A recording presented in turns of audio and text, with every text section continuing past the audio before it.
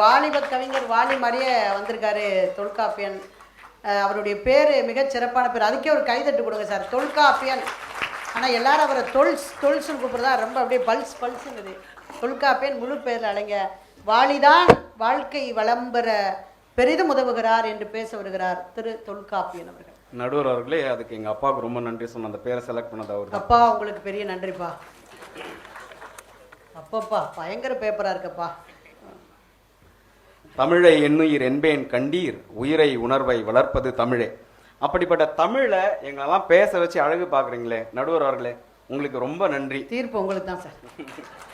அவையோருக்கு வணக்கம், எங்களுடைய அணியினருக்கும் எதிர் அணியினருக்கும் வணக்கம். ரொம்ப பணிவான ஆளா இருப்பார் போலயே. வாலியே பணிவு தான். ஆமாம்.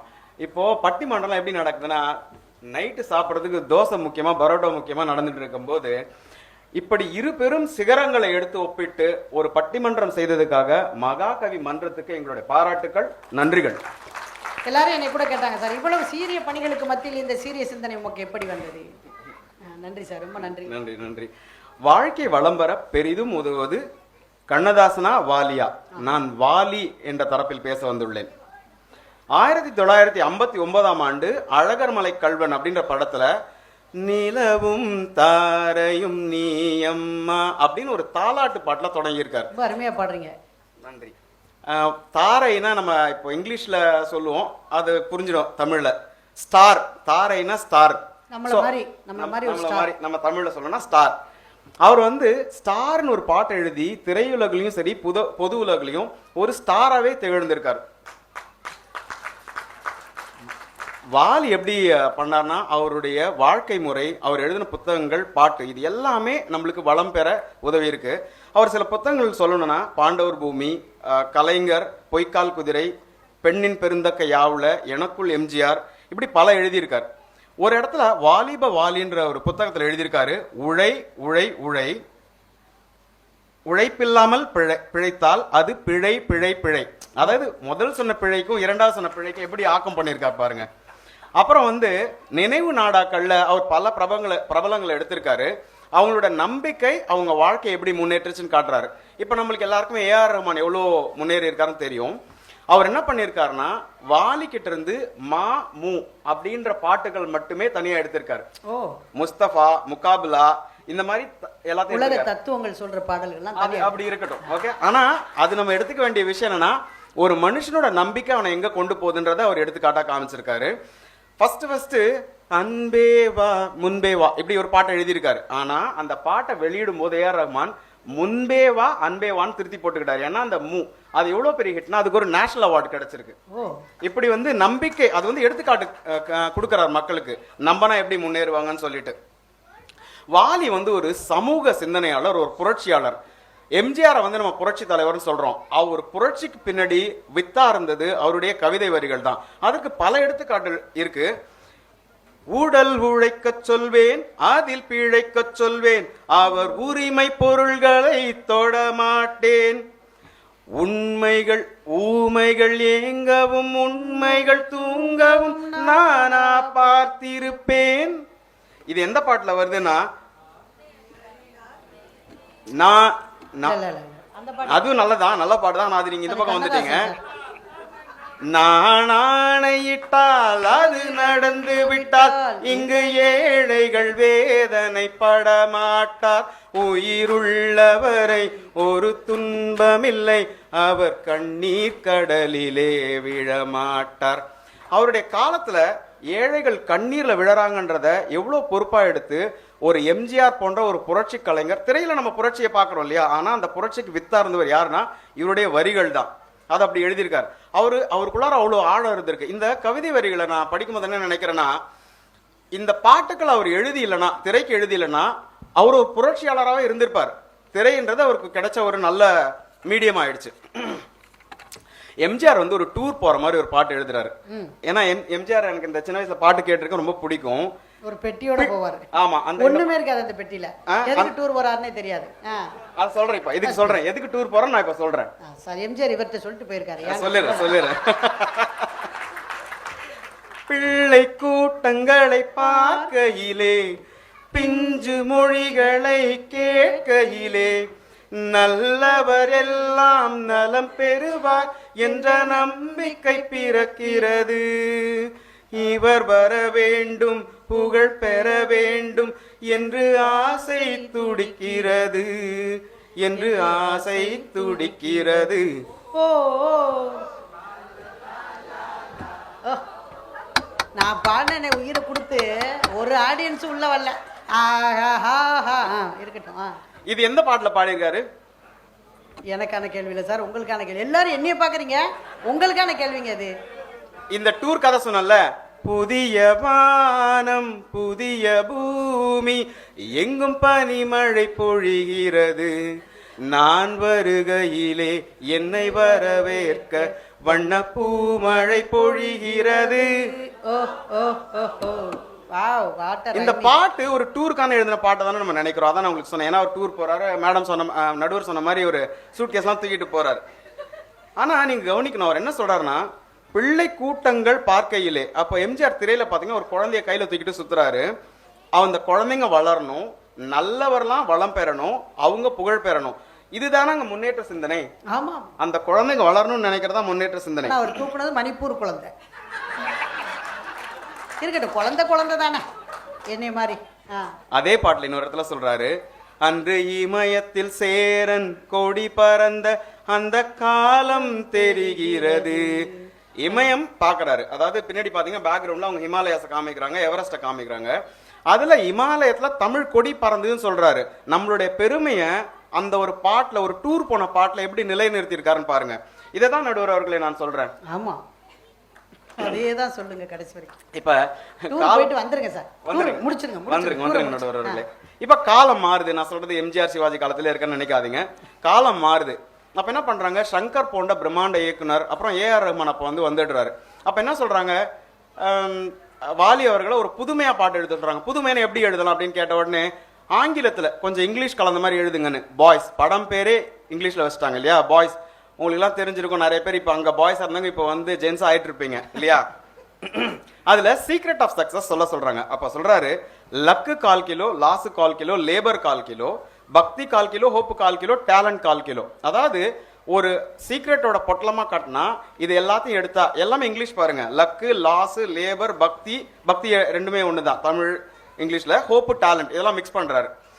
என்ன சொல்றாரு, அதுல நீங்க ஒரு விஷயத்தை முக்கியமா கவனிக்கணும். எல்லாத்தையும் சேர்த்து கட்டுன பெரிய பொட்டலம். ஆனா அந்த பொட்டலத்துல லாஸ், அதாவது ஒரு இழப்பையே வெற்றிக்கு அடிப்படையா வைக்கிறாரு. நம்ம அதை பொதுவா சொல்ல மாட்டோம் இல்லையா. ஒருத்த முயற்சி பண்ணா வெற்றி அடையலாம், தோல்வி அடையலாம். அந்த லாஸ் எடுத்து அவர் வைக்கிறார். அதுக்கப்புறம் என்ன சொல்றாரு, reach for the stars and never give it up. ஒரு லெவலுக்கு போ, அங்க தக்க வச்சுக்கோ. முடியலையா, அதுக்கடுத்து என்ன சொல்றாரு, mistakes are the secret of success.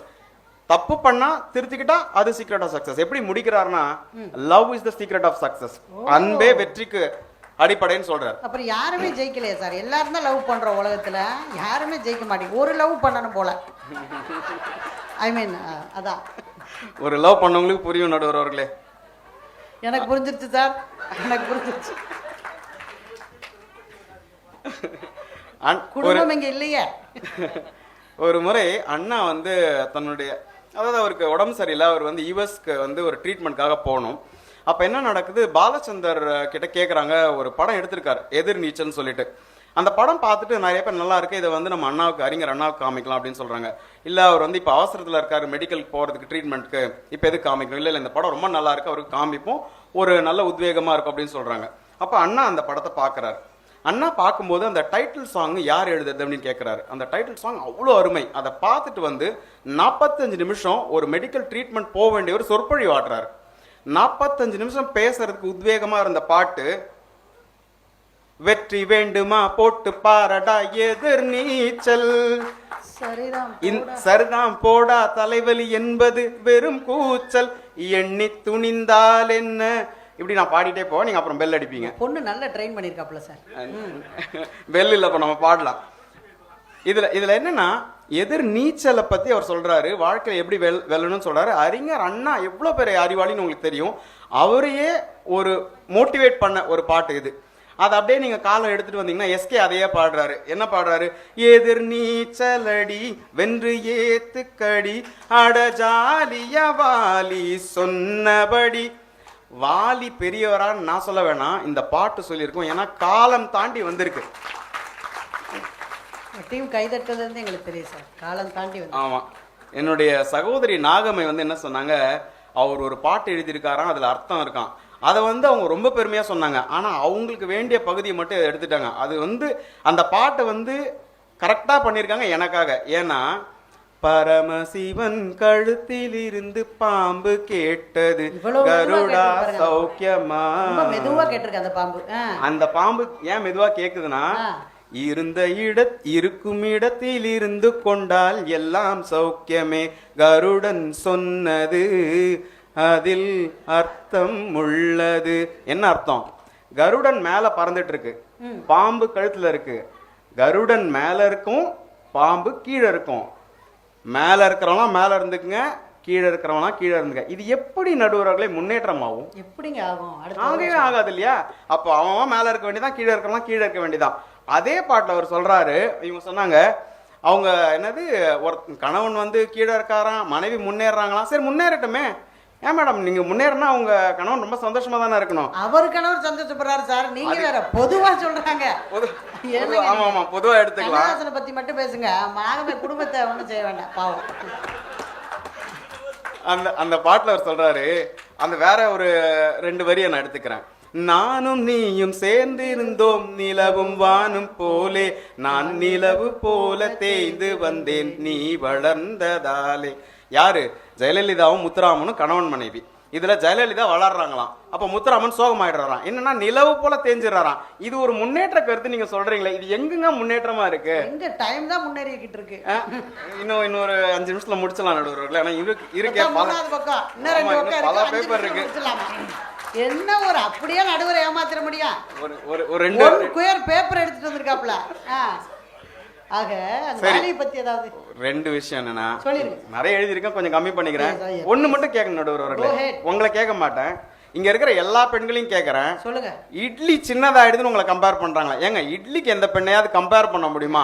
அதுல வேற கண்ணதாசன் இட்லியை பத்தி கவிதை எழுதினார் வேற சொல்லிருக்காங்க.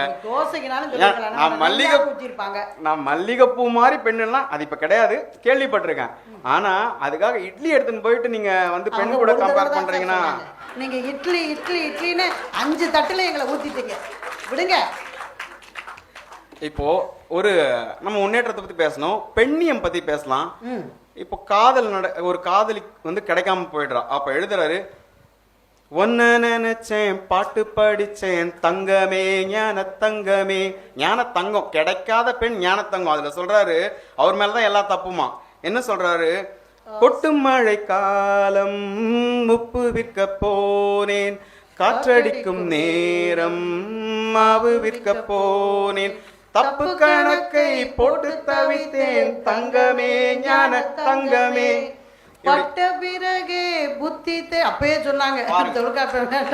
நடுவர் என் கூட சேர்ந்து சிறப்பா பாடிட்டு அப்படி இல்ல சார், சொல்றதானே.